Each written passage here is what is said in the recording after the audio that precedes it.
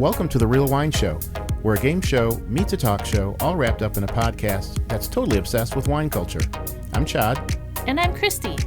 And we're here to do our part to engage the wine community, both locally and globally, and to have a ton of fun along the way. Our first segment is Spot the Corker, where we'll be reading some wild and possibly made-up news stories, and it's up to our panelists to figure out if they're true or totally corked. Next up is our second segment, the emotive blind tasting.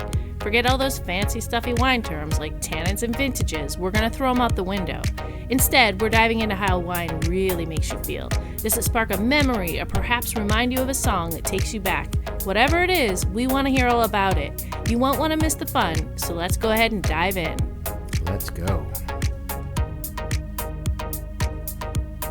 All right, so let's get started with the show, shall we? Today in the studio, we've got Pedro San Antonio, who is a Ann Arbor legend in the wine community. Pedro, do you want to say hi to the folks and hello, give us a little bit of your wine story? Legend in my own mind, of course, but I'm would you say a consumer mostly. So at some point, I was listening to a Beastie Boys album, and they make a reference to Chateauneuf-du-Pape. This is late 90s, early Yeah, 2000s. right on. And I didn't know what it was. Got a bottle, enjoyed it. The rest is history. Wow, so the Beastie Boys is your wine origin story. That's pretty cool. Yeah. I like that. Yeah. Excellent. Well, welcome into the studio. But Beastie Boys are famously known for Burgundy, like love. So Yeah. it's a real thing, and it's been a thing for them for a long, long time. So it's really exciting that it actually worked on It worked you. out well. And then when I was going through a hard time at my job, I got a bottle of Chateauneuf-du-Pape. This was 2008, and I got a bottle of 2004. And the people there, no, it's too young. Don't drink it. Don't open it. I was like, no, I gotta. It's so infanticide, but it was enjoyable. Are you still a fan? Of Chateauneuf-du-Pape or the Beastie Boys? Well, okay, let's say both. Both, yes. Yeah. Yeah, still a fan. Excellent. Yeah, and that's a good tip for any students at Henry Ford Community College. You are a professor of literature. That's right. That's how you bump your grades up. Drop off a Exactly. bottle Just of Chateauneuf du Make a Pape. reference to wine in your essays, and I think you're on your way. Excellent. Jason Berthold, welcome to the show. Thank you. Regular listeners will remember this That's guy. right. He's been on several times. We appreciate him. He's the executive chef down at Travis Point Country Club, but is a winemaker. Well, you tell your story. I'm sorry. I was fortunate to vinify wine for about 5 years while in Napa from various vineyards throughout California, working with winemakers, spent a lot of time with winemakers, studied wine, been cooking professionally for over 30 years, and the two are equally important to me present day. Yeah. Well, I'm glad you came back to Michigan, or came to Michigan. From, Yes. Yeah, Yep. we're happy to have Thank you you. here. So good.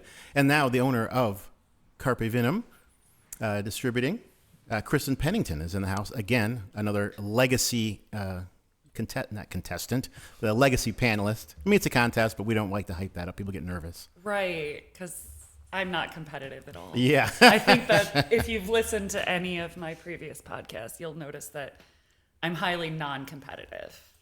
Yeah. Yes. No, you're not. We wouldn't call you non-competitive, but we're happy that you're here to kick it up a notch for us. So, excellent. Those are the panelists. Let's get the show started. Kristie, what do you think? I'm ready, baby. All right. Let's launch into then our first true-false question here to get things started. We call this piece Southern Rhone Wines, #SoWhite. It's very on trend. We try to be on trend. In response to pressures such as climate change and shifting consumer tastes, winemakers in the Southern Rhone Valley are producing more white wines. Red wine dominant Lirac, for example, has recently doubled its white wine output to 12% of total production. Gigondas added a white wine AOC in 2022, and nearby appellations of Rasteau and Van Sobre are in the process of doing the same. According to Helen Durand, quote, "The market is moving towards more drinkable wines," says the owner of Domaine du Trapadi and the leader in the effort to add white wines to Rasteau AOC. According to Durand, that translates to a preference for whites, which are more often acid-driven, lower in alcohol, and generally fresher than the international style of red wine that once reigned. She also notes that climate change is a leading that's driving producers to consider planting late ripening, resilient grape varieties in order to preserve sugar acidity balance, citing varieties such as Carignan Blanc, Mourvedre Blanc, Vermentino, and Assyrtiko. So, we have to wonder, could Côte Rôtie Blanc be the next big thing? All right. So, panelists, our question to you is white wine production on the rise in Southern Rhone? Who wants to kick that off with the response? You had me going until the end. The end? What you mean? Where I took too long to say, could Côte Rôtie Blanc be the next big thing? I thought, weren't we just talking about Southern Rhone? In fact, we were. Yes. Yeah. Okay. Also, I guess maybe I'm going to out myself as being ignorant here, but I've never heard of Mourvedre Blanc. Or are you saying like you'd be fermenting white? Because I would definitely get down on that. But yeah, you named some grapes I have never heard of. And I'm not going to be able to provide more information. Oh, you know how right. this goes. I do. I do. So you're going to have to take what you got. I was and call with it. you. I there was many facts in there that were real. And I do love Southern Rhone white, always have, and I could see production being up, and 12% is probably only 2% up. So, you had me until the end, and now I have to say false. So that's my answer. She's a false on that one. Okay, Jason, Pedro, where do you want to go? I agree with Jason. a lot of what Kristen said, but my gut actually tells me that it's true. I think just in general, as a whole, white wine consumption is certainly on the rise. Agreed with some of those varietals that I'm not familiar with, but I think anything's possible. And I think that France in particular, it has become much more open to broadening the rules. Okay. True. For Jason, false for Kristen. Pedro, where are you going to do? I'm going to go with true on this one. It is true that climate change is affecting the wine industry. Absolutely, yeah. But I'm not sure. There's a couple of things like the Côte Rôtie. And I've listened to the podcast enough to know that sometimes it's not true or completely false. Sometimes it's in between, but I'm gonna go with true. I'm gonna go with true on this one. Two trues and a false. Two trues and a false. That was two trues and a false, yeah. And unfortunately for Kristen, this story is true.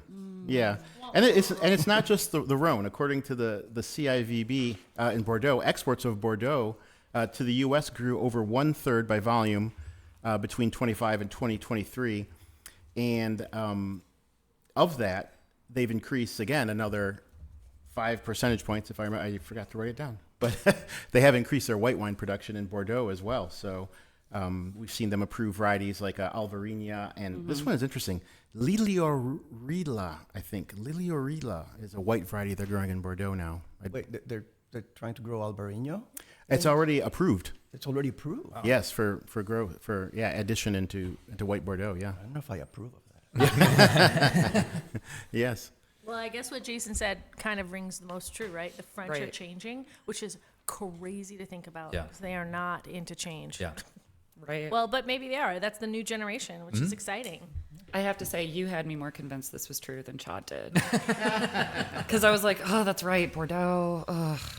Maybe they are going to grow a Assyrtiko there. Well, it was interesting because Jason, you said there's definitely more white wine consumption. Is that what you said? Oh yeah. Yeah. You guys, I want to hear from all of you about that. Do you see that happening? I feel like I read it almost in every 5 wine articles that I read is about the growth of white wine consumption surpassing red wine. I don't know the reasons for it, but I can tell you from my personal experience, I drink 10 times more white wine than red wine. Yeah, I'm sorry, Kristie, go ahead. Well, I think this whole mic share check thing is like real tricky, let me tell you. I think that's an advanced wine level, though, right? I think the more wine you drink, the more you get to really understand and know and appreciate white wines, because the complexity, although people don't really think about it that way, is a lot more diverse in whites than in reds. Yeah. So Sorry, Chad. We drink very differently. I was at his house the other day, and he was like, I don't have any white wine. And I was like, I don't know if we can be friends anymore. No, that's just because I'm poor. That's because I'm poor. It's not because I don't want to drink it. Pedro, what do you know about that? How do you feel about that? Drinking more white wine? I'm going to go strictly personal, and in my household, we're drinking more white lately for no other, I don't know why. I think, my wife wants to drink more white wine, and that's climate change or not, that's what she wants. And she loves Sancerre, so we buy it by the case. I like her already. Okay, you guys, we forgot to talk about our glass check. So what y'all drinking?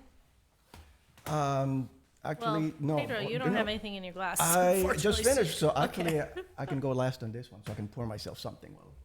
I guess I'm the only one with wine in the glass. And I'm starting with a Julian Renard Riesling from the Mosel. And this is the first that I've tried any of his wines. There are not very many of them that make it to the States. And my understanding, just from reading up on it a little bit, is that he's certainly one of the new up-and-coming producers in the Mosel. Yet the way that he makes his wines is a little bit unconventional for what has been the norm in the Mosel in terms of maybe a little bit more natural leaning. For sure. If you choose to look at it that way. And, I think when you smell and taste the wine, you certainly pick up on that. For me, it's really unique. It's definitely out of the box for Mosel Riesling.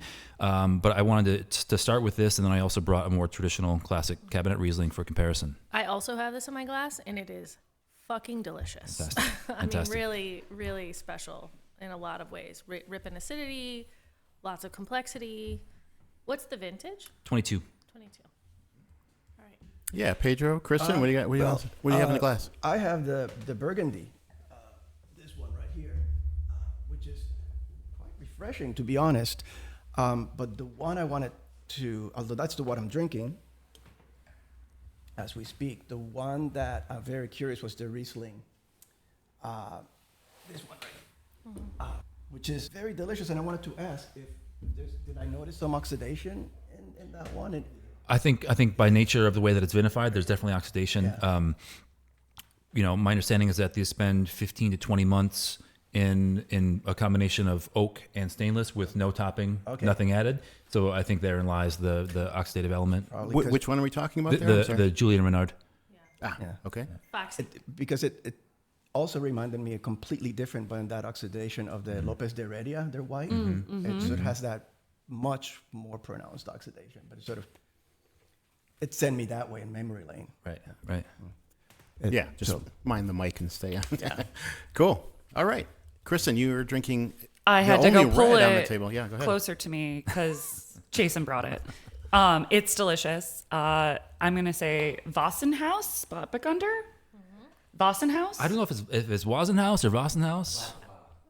Wassenhaus. Yeah. Wassenhaus seems. I took 2 years of German in high school, which was like just yesterday. You guys don't have to laugh that loud. So sad. This is delicious. We were having a conversation at the beginning. I love Pinot Noir from Germany, so stoked when I saw this on the table.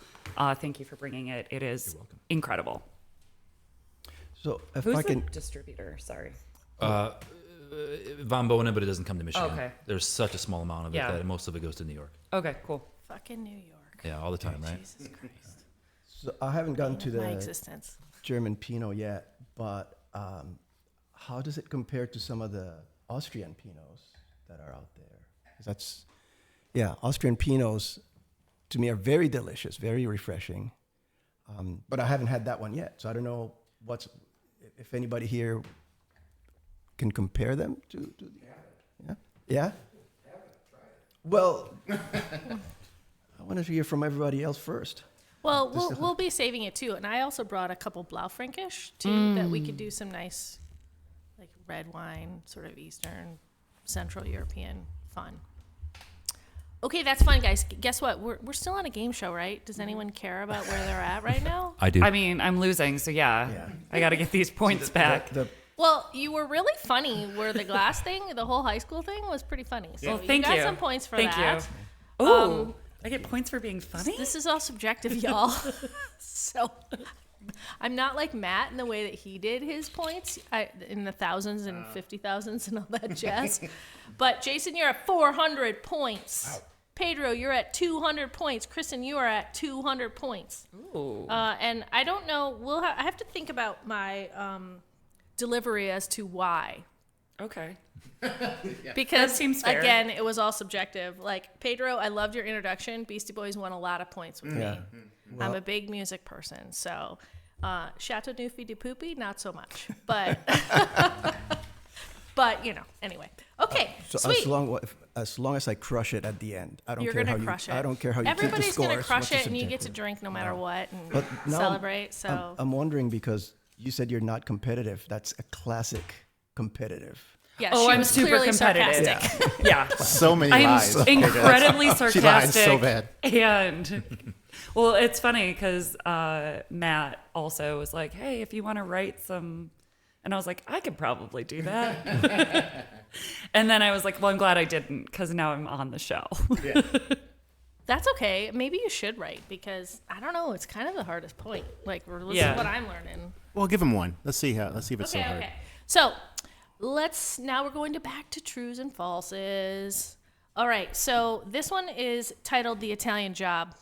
Okay. What's the point of pulling off a wine heist if you don't have something delicious to pair with your loot?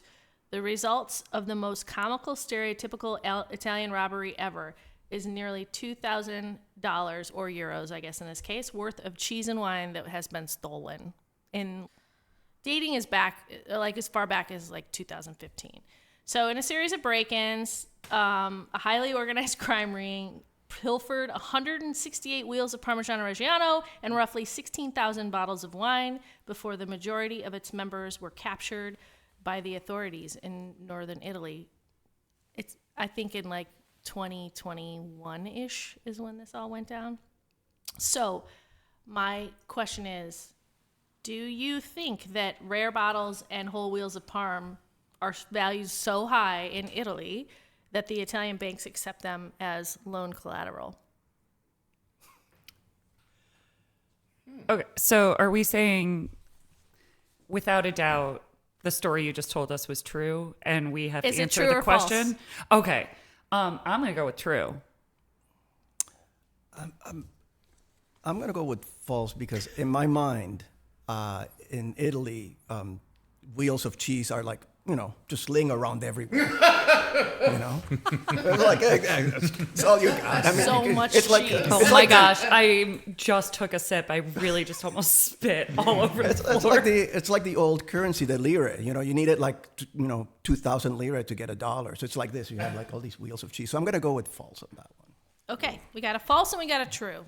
I too think that it's false. Parmesan is obviously very expensive and therefore would retain a lot of value in some aspects of society, criminal society. But I kind of lean to what Pedro said about the fact that it's pretty ubiquitous in Italy. That I don't think that's where the market would originate for contraband. My follow-up question. I'm sure it's expensive there, but not as expensive, right?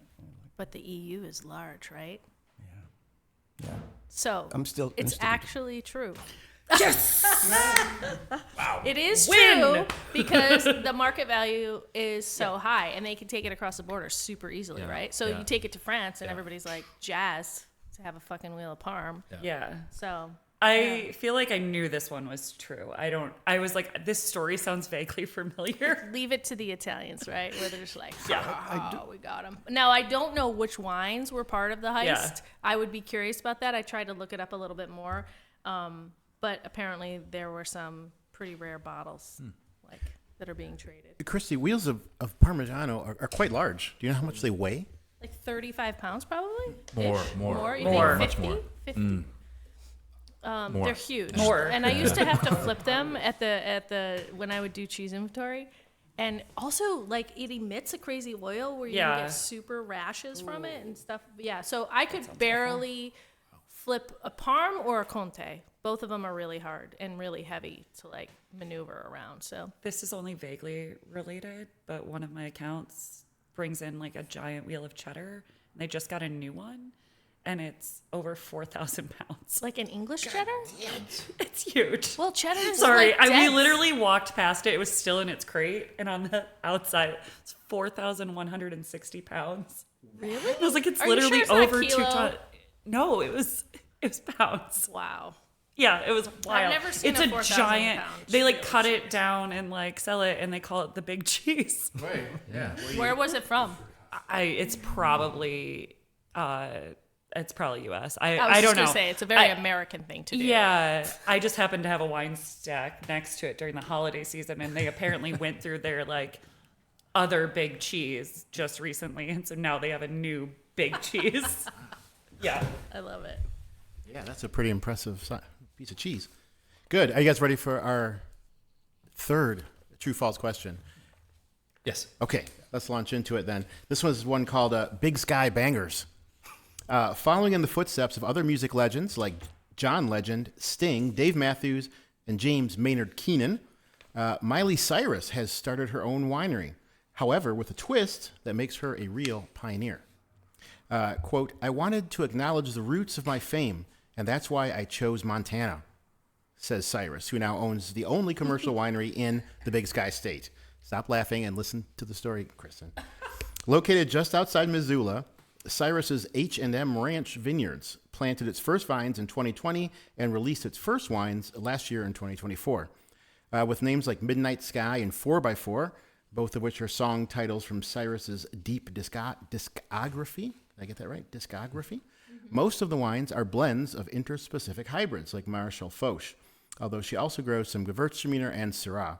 In a testament to the quality of Cyrus's fame, famed cellist and wine lover Yo-Yo Ma, who collaborated with Cyrus on her cover of Metallica's Nothing Else Matters, said, quote, her wines are like her voice, truly a force to be reckoned with, seamlessly fitting whatever genre or style she chooses to tackle, end quote.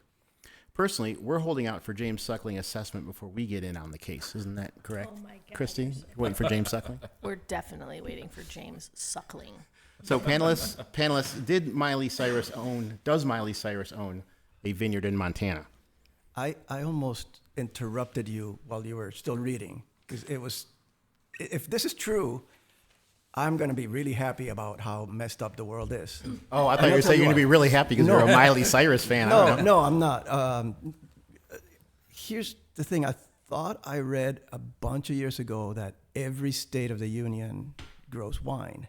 Yeah, and in your story, you said that her first vintage was 2024. I was just reading it. That's right. According to the So, alleged news piece. Unless she bought something that was already there, I'm sorry, I don't have that Yo-Yo Ma, information.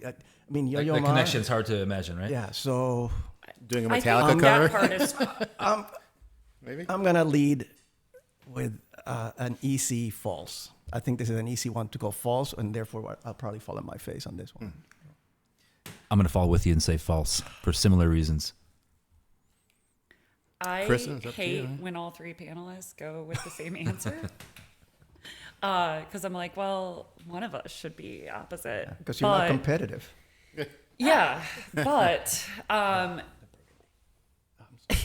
this is false. The reason I laughed is Montana, like the whole Hannah Montana thing. Yeah. It feels like you made it up. Honestly, if somebody had a wine from Montana, I would happily try it and drink it. Like, I love what these states are doing that we're not even seeing. Also,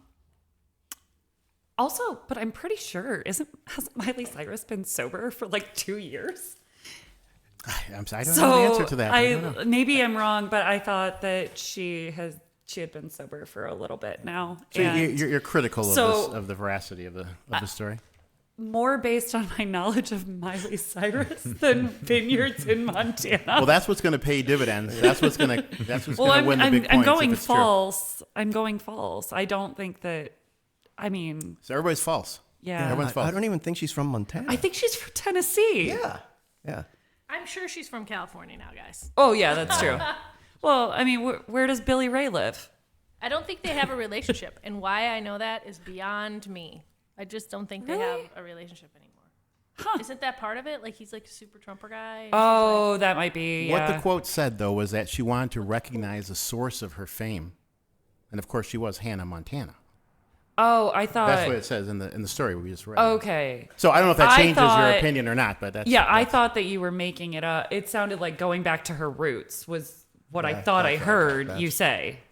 Yeah, that's what I thought I heard. I'm sorry. It said, quote, what does it say here? Quote. It's hard to remember your own words sometimes, isn't it? Listen. Or maybe it didn't. Did I make that up? Who writes this stuff? I don't know. Okay. Anyway, let's go with. Did I make it? I can't read it. False across the board, baby. And it is in fact a false story. I did. I did pull that out of my ass, which is maybe why. But if it was John Bon Jovi, we all know that's true. Well, yeah. He's like East Coast wine king now. Yeah, John Bon Jovi is in the mix. Yeah, for sure. Those was it Hampton? Hampton Waters. Hampton Waters. Yeah. Hampton Waters? Is that what it's called? Yeah. Yeah, it was diving It was- into Hampton Waters. Yeah, it's actually quite a lovely rosé if you've never had Yeah, it. it's just well, it's a Provençal rosé, right? Yeah. Or no, it's from. Is it It's Provence from or Languedoc? Provence. Yeah, it's Provence. At least when it first came out, it was Yeah, Provence. who knows? It was very, very highly rated for a long time. I really love that y'all know that. You're. I immediately dorkier than knew I thought. which one you were talking about. When I you mean, said I just his knew he name. was in the wine game and like kind of like to make fun of him a little bit for it, but I want to ask a question though too about. So yeah, Pedro, you mentioned of course every state makes wines. I think is true. Yeah. I think it's true now. Is there a possibility that any other state could rival California's preeminence? Yeah, I don't think so. Can Michigan do it? Could we do it? Or anybody who? I surely. Who would be love to say second? Yes. Who would be the second? Well- If you had to say, okay, California's on top. Who would be the next most? New York or Oregon? Oregon is pretty fair, yeah. Washington, maybe even ahead It's of the New top York. 5 are California, Oregon, Washington, New York, and Texas. yeah, I don't think New York would be number 2. They like to think I- they were number 2. I like to drink their wines more than I like. This is like fighting words. You're in it now. But I really enjoy East Coast wine more than I enjoy wines from the West Wait, Coast. That is not to say that I don't like West Coast wines or wines found in the middle of the United States. My personal preference leans typically toward East Coast. We all know it's Ohio. Yes, I love those Ohio. Just own it, sister. wines. Lean in to your Ohio love. Sandusky. I'd be like, Cedar North Point Fork? wine. Yeah. Yeah. I mean, I have had some good wines out of Ohio, for the record, but and okay, so the last state, because it was for a long time, only 49 out of the 50 states were growing grapes and making wine with grapes.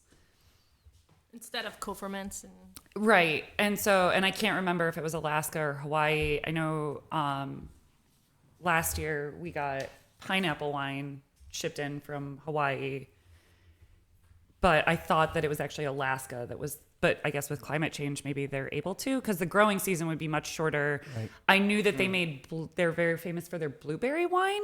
So they make wine, think but it's that's- not grapes. I think that's the measure, is that Okay. it can be fruit wine. Okay. I think, Really? yeah. Because I think so. I thought it was 49 out of 50 states made grape wine, and Alaska, if I'm not mistaken, was the one that didn't. And but they did do like blueberry and raspberry or something. They wouldn't make something like sweet wine or something like that in Alaska? Like something I think because the growing season for grapes, I don't know what grapes you'd be able to grow. Like you can, It's like not. two weeks. Well, it's not like. So this is so unrelated, and I'll wrap it yeah, up we're quickly. rabbit holing hard right now. Okay, I'll just stop talking. Well, I would, in answer You can to finish the... your thoughts. Yeah, you can. Oh, finish I it. was just gonna say, like, my brother did a motorcycle trip out there last summer, and there's like a window where, like, if you're a motorcyclist, you like only should be like the middle to the end of June to like the middle to the end of August, because you can get trapped places, or like the road conditions can get really bad. Or beset by flies. Like flies are crazy out there. Yeah, well, I was for a It sounds growing horrible. season, for like a growing fly season fly. thing, with like the temperatures can drop super quick Yeah. on either side of Yeah. that, like Yeah. 10 weeks. That's So crazy. that's why I imagine like you need a hardier fruit to make wine. I don't know. I like the idea that the motorcycling season overlaps with the grape growing season. In my mind, it does. Like somebody in a motorcycle with a sidecar. Yes. And then getting the grapes in the sidecar. I think I like that. I'm going to start a vineyard and only have it be harvested by motorcycle. Is that the next? Excellent. Kristie, you want to give us a score give you update a and we'll score wrap up our update. true-false section? Okay, go ahead. We had 2 people lose some points, sorry, because we had some wrong answers, and I deducted because I'm Oh, you deduct? You can lose ruthless. points? Well, I just made it up. So, yes, you can.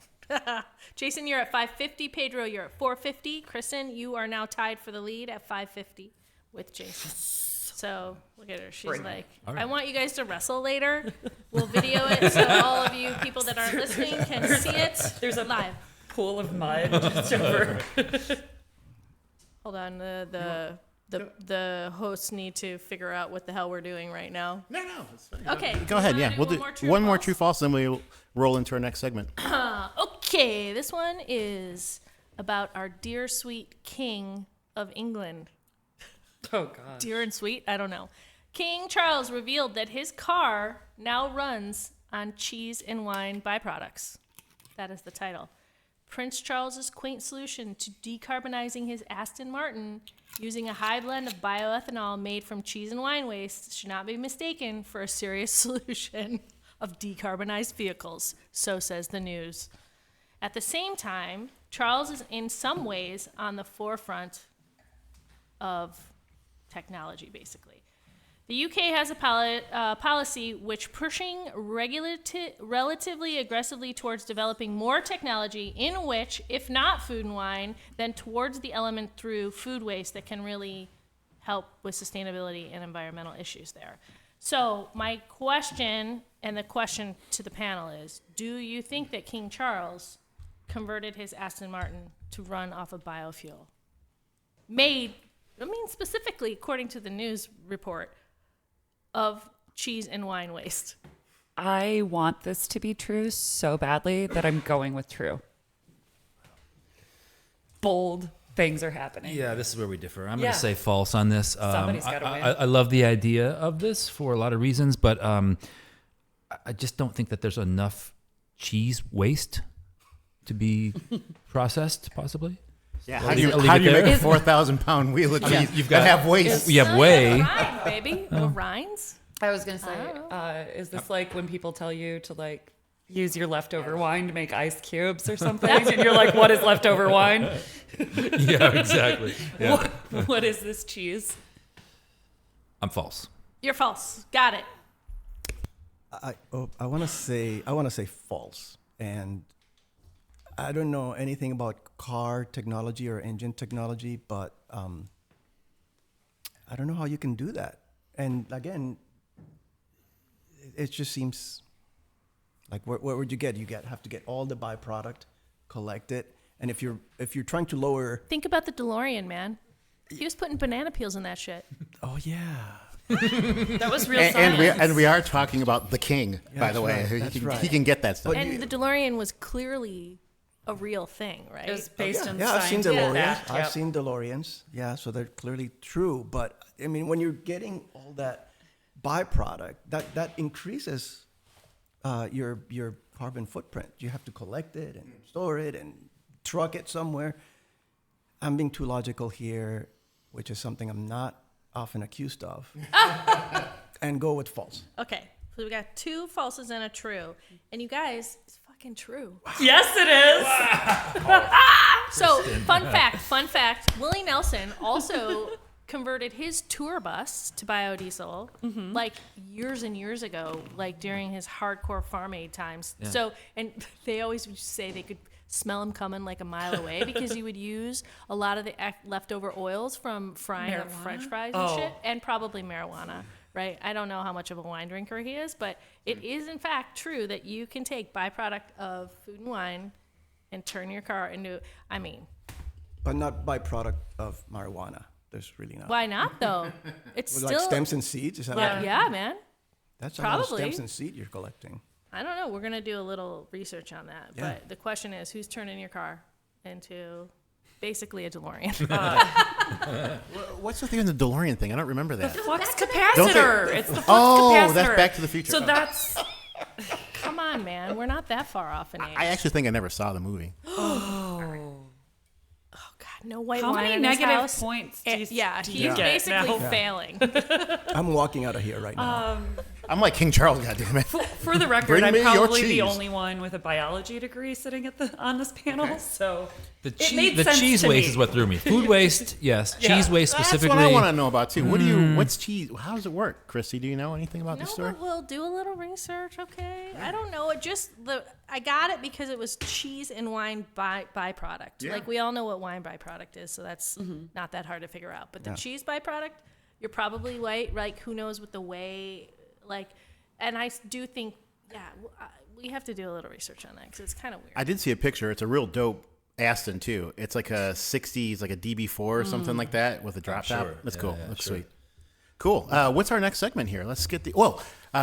We need another glass check here. Has anybody switched up the wine? They want to make a comment on anything? I just had the Vasen House Spätburgunder myself. I do like that. Has anybody else switched up to a wine that they want to comment on, or maybe we can get somebody from the studio audience to crack a new bottle for us, and we can keep the show rolling. I have the Anyone? There's Anthony. wines in the back, in the cooler, in the fridge. Go ahead. Anyone else? Kristen, go ahead. Thanks, Kristen. I have the Anthony Road Dry Riesling from the Finger Lakes 2020. Chad brought this one. It's lovely. It's just so pretty. Yeah. It's That's very all. That's my summary. It's lovely. It's really pretty. I keep reaching for the. Excellent. I keep reaching for the German Pinot. It's my It's my so neck good. really- I I'm want to just drink the whole thing. Yeah, that's literally reaching for it. Right? yeah, it's pretty mouthwatering. It's quite good. Okay, cool. Let's jump into our next segment, which is the where we ask our panelists to decipher the wine tasting note and identify the wine from the tasting note. The wine cipher, we're calling it now. Yeah, you like that? Kristie's smiling big. You like that? Well, mostly I made fun of him because I called him a big dork. But yes, I think it's great, Chad. Thank you, Kristie. You're the best. All right, so if you're ready, panelists, our first tasting note for you. And then, of course, we also give you a selection of 4 wines to choose from, multiple choice, so you don't have to go too hard on this. But the first tasting note reads, a deeply structured blend that combines power with richness, aromas of blackberry and crushed rock, open to layered, complex flavors of black cherry, espresso, smoky cracked pepper. Tannins are big but fleshy. Best from 2017 through 2028. Our wines on offer for you to choose from are Schaefer's 2012 Relentless, a Syrah from Napa Valley. The Groth Oakville Cabernet Sauvignon, which we know, vintage not specific. Elio Grasso 2008 Barolo from Gavarini Quiniera. And the 2005 Rioja from Marques de Cáceres. Marques de Cáceres. I'm sorry. Can you? Pedro, yeah. For the record, I'm from Puerto Rico, so I don't speak Spanish. I speak Puerto Rican. Okay, thank you.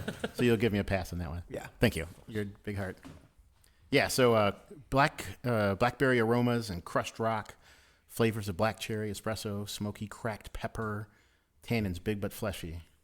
Schaefer Relentless Syrah, Groth Oakville Cab, Elio Grasso Barolo, Marques de Cáceres, Rioja Do you have Reserva. vintages?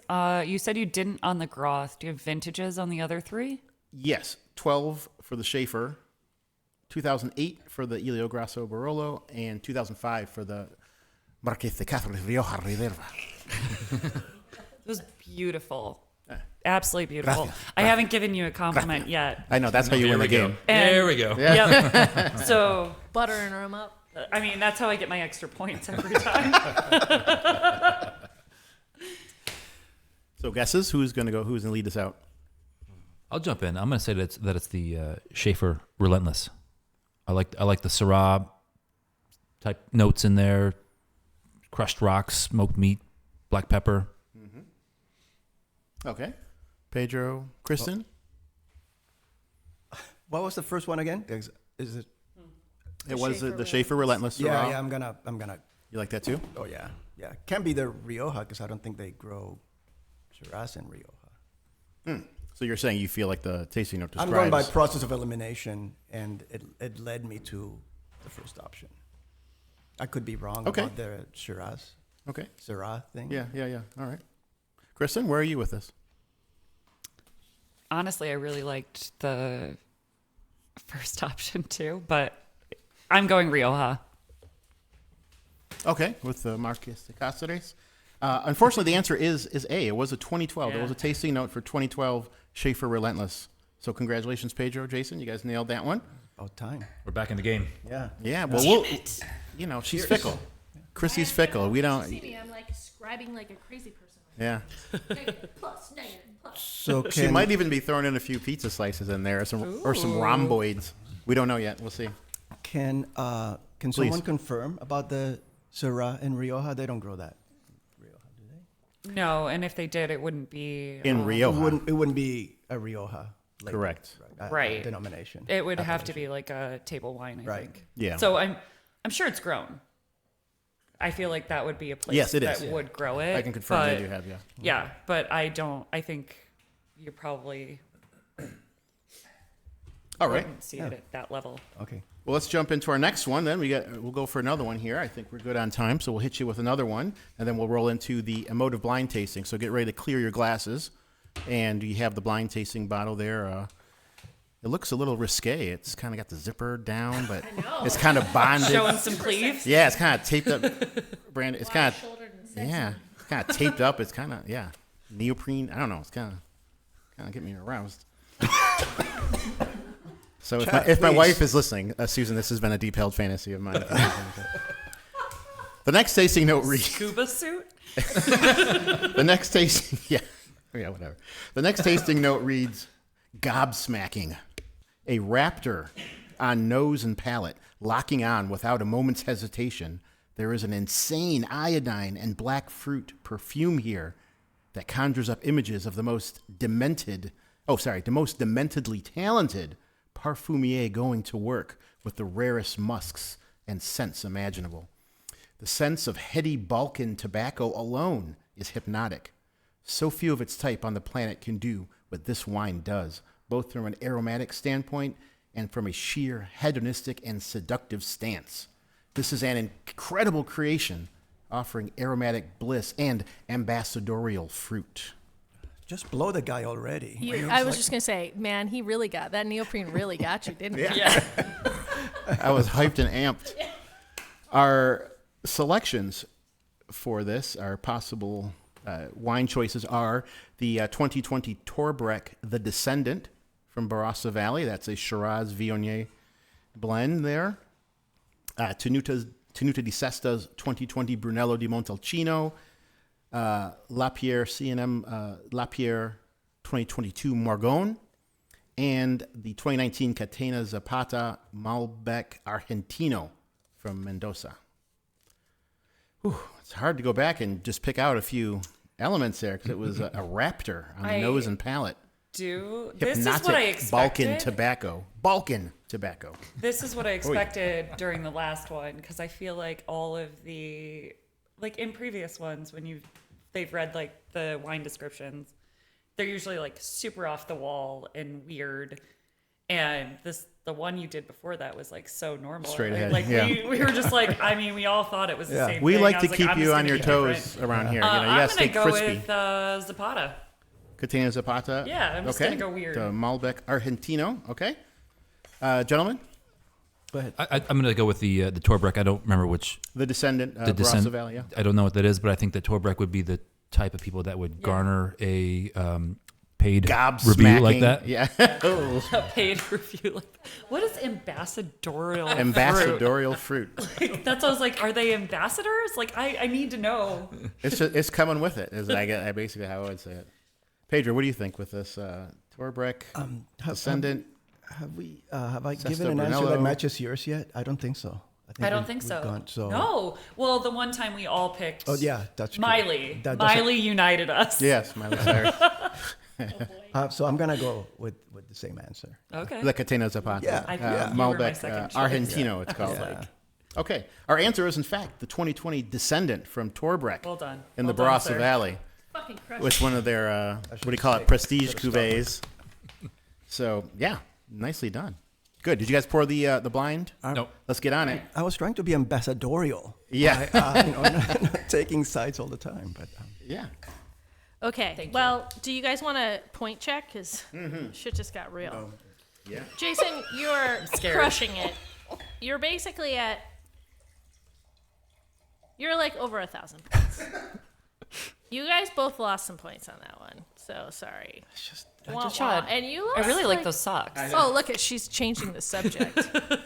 That's cool. I mean, that's a nice comment. That's cool. It's a nice thing to say. I know. Well, you do have very nice socks. So, okay, you guys excited about this? This is my favorite part of the show, the emotive blind tasting. So, all that weird, sexy descriptors that Chad just talked about, we're not going to do that. I got to unbutton the collar. That's still. I'm right. still Whew. feeling that. I could feel the heat coming off. I mean, I know we said we weren't going to, but the ambassadorial fruit on the Yeah. nose.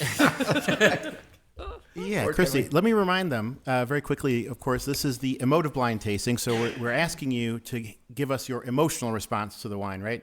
So we don't want to hear, about the tannins and the acidity level or, the types of fruit. We want, Boring. we want you to, that stuff is boring. It's trite.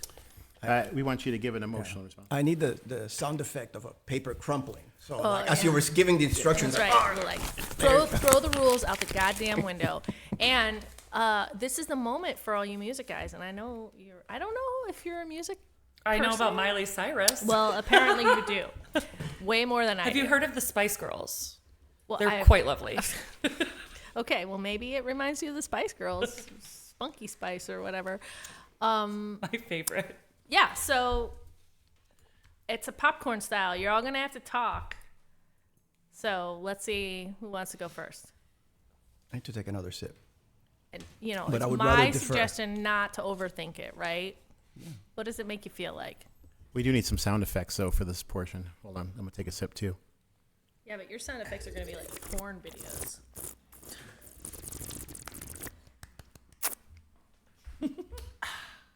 Good. All right, so you guys can let rip with your emotional responses. Who How wants to serious lead? they are. I know. Guys, if you could see this right now. Byproduct. And remember, Just there's one doing other this for thing. too One long. other thing. Just If you're not having like an immediate, powerful emotional response, you can describe the wine as if it were a person. So, what kind of person would it be? If that Well, wine, Spunky Spice. We've already Or what song? established that. Like, do you feel like, is there a Spice Girls song that like it invokes in you where you're just like, It actually just reminds know me of any summer. I feel like this is like my immediate reaction was like, this is a wine I want to like sit by a body of water and drink. I don't know. That's my what are you wearing? preferably nothing. See, there you go. nice. Just me and this bottle So of it's a wine. I might have It's a naked situation, by the way. Sorry, I a might have an scuba extra suit. scuba suit. Scuba suit with the zipper pulled down halfway and some tape on my hands. Beach Yeah, like I bondage mean, boogie. yeah, this is this good skinny dipping wine. That's what I'm gonna go with. Cool. A wine that makes you want to jump on the beach, hit the water naked. 2Ks. Jason, go ahead. I'm sticking with the beach theme here, and I'm hearing Neil Young on the beach while I'm barefoot on the beach in Barcelona. Ooh. wow. Barefoot in Barcelona. That's like your Sitges. song name. Like I'm waiting for it. Barefoot in Barcelona. Yeah. That's like Sitges down there. There's a beach down there, big beach town, kind of famous. I've been once, and I just remember walking toward the beach and just being like, "Whoa!" The radiant energy is just like Awesome. And Off the that's charts. what it's giving you? yeah. Oh, fabulous. See, I can feel it.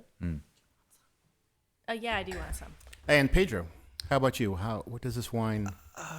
evoke in you? I'll say this very quickly because I'm wine nerd, yes, but also literature writing nerd because that's what I do. And when I for the many years I had a list of the wines I would drink, and I would give them majors. Like this is an English major, this is a philosophy major, this is That's good. right. Yeah, we might rip that off. Shit, dude. Really credits Yeah. at the end. Total nerd. I love this. But there was an option for me to say undecided.